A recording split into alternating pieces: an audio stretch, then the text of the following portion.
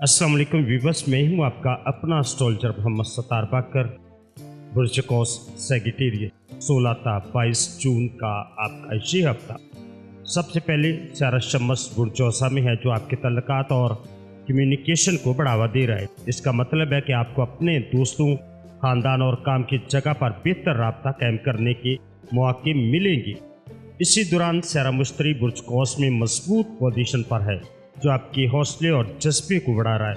ये हफ्ता नए मंसूबे शुरू करने के लिए बेहतरीन है, लेकिन एहतियात की बात यह कि सारा मरीख बुर्ज हुमल में है, जो आपकी तवानाई में तेजी ला सकता है, लेकिन कभी कभार झुंझलाहट भी पैदा कर सकता है।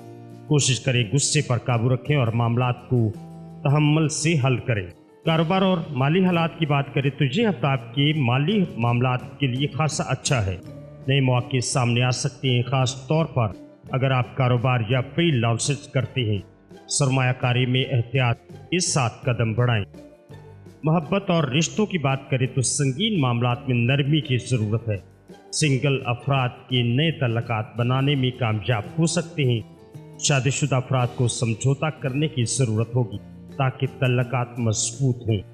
अब आपकी सेहत की बात करें तो सेहत की तवानाई ज़्यादती के बायस थकन महसूस हो सकती है, लिहाजा आराम पर तवज्जो दें और अपनी नींद पूरी करें।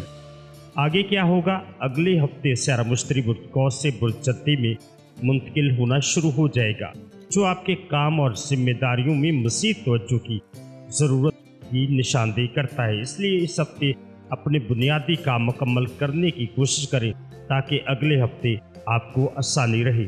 तो ये हफ्ता बुर्ज कौस वालों के लिए मौके और चैलेंज दोनों लेकर आएगा। अपनी तवानाई को मस्बत रखें, तहम्मुल से काम लें और नए मौक़ों से फ़ायदा उठाएं।